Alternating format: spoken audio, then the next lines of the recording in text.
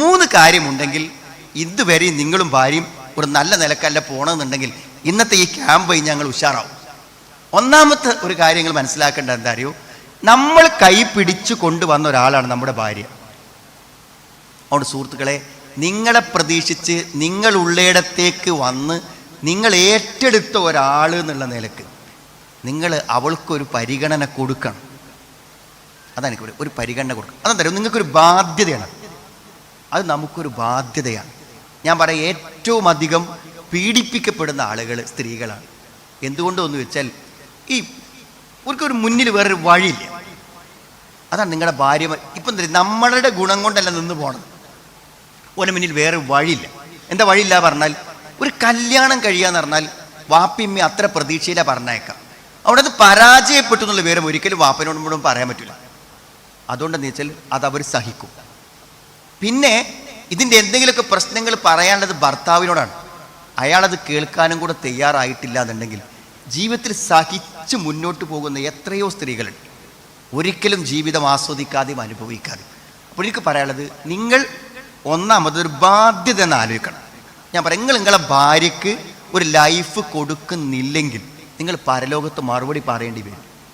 ഒരു സംശയമുണ്ട്. അത് നിങ്ങൾ അള്ളാഹുവിൻ്റെ പേരിൽ സത്യം ചെയ്തിട്ട് ഏറ്റെടുത്ത ഒരു ഉത്തരവാദിത്തമാണ്.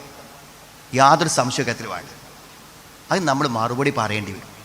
നമ്മൾ നല്ലവനാണോ മോശപ്പെട്ട ആളാണെന്നൊക്കെ വിലയിരുത്തുന്നതും നമ്മുടെ പരലോകത്തെ വിലയിരുത്തലുകളിലും പ്രധാനം നമ്മുടെ ഭാര്യയോടുള്ള പെരുമാറ്റം തന്നെയാണ്. അവിടെ നമുക്ക് മാന്യനാവാനും ഒരു ദീനുള്ളവനാവാനും പറ്റുന്നില്ലെങ്കിൽ നമ്മൾ ഒന്നിനും കൊള്ളാത്തൊരാളാണ്. ആണെന്ന് ഇപ്പോൾ നാട്ടുകാരോ അല്ലെങ്കിൽ സ്വാഗതം പറയുന്ന ആളോ അധ്യക്ഷം വഹിക്കുന്ന ആളോ ഒന്നും പറഞ്ഞിട്ട് കാര്യമില്ല.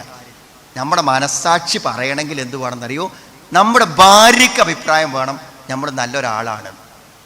എല്ലാം മനസ്സിലാക്കാനും അറിയാനും നമ്മുടെ സ്വഭാവം എന്താണ്, പെരുമാറ്റം എന്താണ്, ദയുണ്ടോ, സ്നേഹമുണ്ടോ, കരുണുണ്ടോ, ഇഷ്ടമുണ്ടോ, എല്ലാം മനസ്സിലാക്കാൻ അതിൽ പറ്റും. അപ്പോൾ ഒരു ബാധ്യതയാണ്.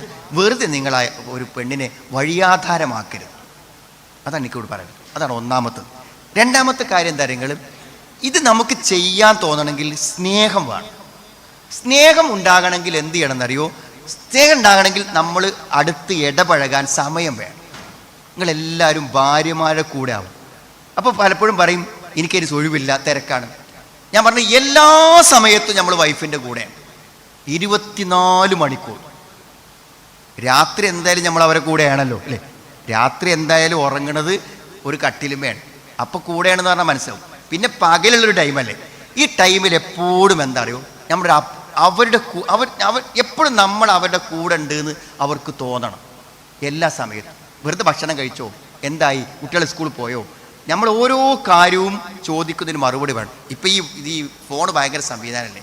ഇപ്പം ഈ ഗൾഫിലോ ഒക്കെ പോകുന്ന ആളുകൾക്കും ഒക്കെ പറ്റും. നമ്മളിപ്പോൾ ഇനിയിപ്പോൾ നിങ്ങളൊരു ടൂറോ അല്ലെങ്കിൽ എന്തൊരു യാത്രയൊക്കെ പോവുകയാണെങ്കിൽ നിങ്ങൾ വൈഫിൻ്റെ വാട്സപ്പ് എടുത്ത് വെച്ചിട്ട് എന്തെങ്കിലും ഫോട്ടോ എടുക്കണതൊക്കെ വൈഫിൻ്റെ വാട്സപ്പിൽ എടുക്കുക.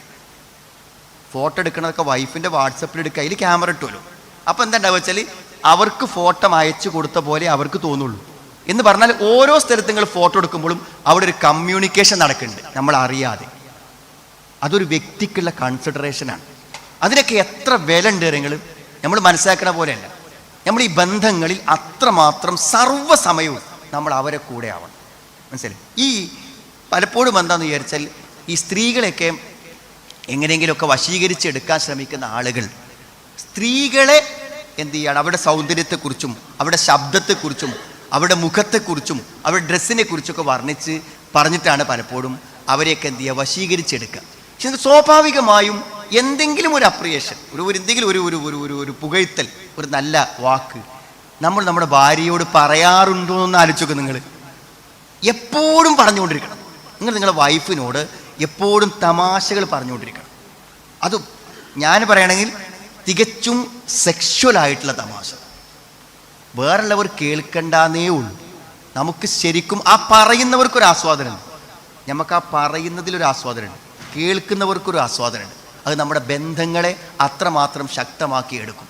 ഇതൊന്നും ഞാൻ നിങ്ങളോട് പറയുന്ന എൻ്റെ ഒരു ആശയങ്ങളല്ല, മറിച്ച് ഇതൊക്കെ ശരിക്കും പ്രവാചകൻ്റെ ജീവിതത്തിൽ നമുക്ക് കാണാവുന്ന സംഗതികളായിട്ടാണ്.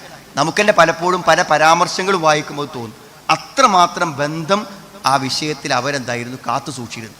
അപ്പോൾ എല്ലാ സമയത്തും സ്നേഹം നിലനിൽക്കാൻ പരമാവധി സമയം അവരോടൊപ്പം ആകുക.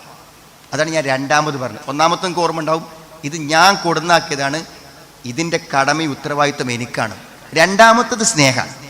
രണ്ടാമത്തത് എന്താണ്? സ്നേഹം. മൂന്നാമത്തൊരു കാര്യം എന്ന് പറഞ്ഞാൽ, ദയവ് ചെയ്തെന്താ അറിയൂ, ഒരിക്കലും നിങ്ങളുടെ ഭാര്യയ്ക്ക് അവളുടെ മനസ്സിലൊരു കാര്യം നിങ്ങളറിയാതെ കൊണ്ട് നടക്കേണ്ട ഒരവസ്ഥ ഒരിക്കലും ഉണ്ടാവരുത്. നിങ്ങളോട് പറയാൻ മടിക്കുന്ന, ഭയപ്പെടുന്ന, അല്ലെങ്കിൽ നിങ്ങളോട് പറയാൻ താല്പര്യപ്പെടാത്ത ഒരു കാര്യം ഭാര്യൻ്റെ മനസ്സിൽ കിടക്കാൻ പറ്റില്ല, നിങ്ങളുടെ മനസ്സിൽ കിടക്കാൻ പറ്റില്ല. കാരണം അവൾക്ക് എന്തും നിങ്ങളോട് പറയാം, നിങ്ങളോട് എങ്ങനെയും പെരുമാറാം. അങ്ങനത്തെ ഒരു പച്ചയായി അവളെ സ്വീകരിക്കാൻ നമ്മൾ തയ്യാറാവണം. അപ്പം ഞാൻ പലപ്പോഴും ആലോചിക്കും, എത്ര സമയമാണ് പലപ്പോഴും ഈ വിഷമങ്ങളൊക്കെ പറയുന്ന സ്ത്രീകൾ സംസാരിക്കും. നമ്മളതിനെ നിരുത്സാഹപ്പെടുത്തിയാൽ പോലും അവർ സംസാരിക്കും. കാരണം അവർക്ക് പറയാനുള്ളത് 10 20 കൊല്ലത്ത് ദാമ്പത്യത്തിൽ പറയാനുള്ളത് ഇതുവരെ അയാൾ കേട്ടിട്ടില്ല എന്നുള്ളത്. കേൾക്കണം നമ്മൾ. ഇപ്പോൾ ഒരു ദാമ്പത്യ പ്രശ്നം പരിഹരിക്കണം എന്നുണ്ടെങ്കിൽ എന്താ അറിയും, നമ്മളിങ്ങനെ ഒരു കൗൺസിലർ അടുത്ത് പോകും, ഒരു മൂന്നാമത്തെ ഒരാൾ വേണമെന്നൊന്നുമില്ല. വെറുതെ ഞാൻ നിങ്ങൾ വൈഫിനോട് ചോദിച്ചാൽ മതി, ഞാൻ എന്തും കേൾക്കാൻ റെഡിയാണ്, അനക്ക് ഇന്നെക്കുറിച്ച് എന്താണ് പറയാനുള്ളത് അത് നീ പറഞ്ഞോ, ഒരു പ്രശ്നം ഉണ്ടാവില്ല. എന്തെൻ്റെ കുറ്റം, എന്തെൻ്റെ തകരാറ്, നീ ആഗ്രഹിച്ചത് എന്താണ്, എൻ്റെ ഇത് കിട്ടാത്തത് നീ പറഞ്ഞോ, അവൾ തിരിച്ചും പറഞ്ഞാൽ മതി. അങ്ങനെ തുറന്നൊന്ന് പറയാൻ അവസരം കൊടുത്താൽ പോലും ആ സ്നേഹത്തെ നമുക്ക് പുനഃസ്ഥാപിക്കാൻ പറ്റും. ഇത്രയും കാര്യങ്ങളുണ്ടെങ്കിൽ നമുക്ക് വളരെ ഭംഗിയായിട്ട് മുന്നോട്ട് പോകാൻ പറ്റും.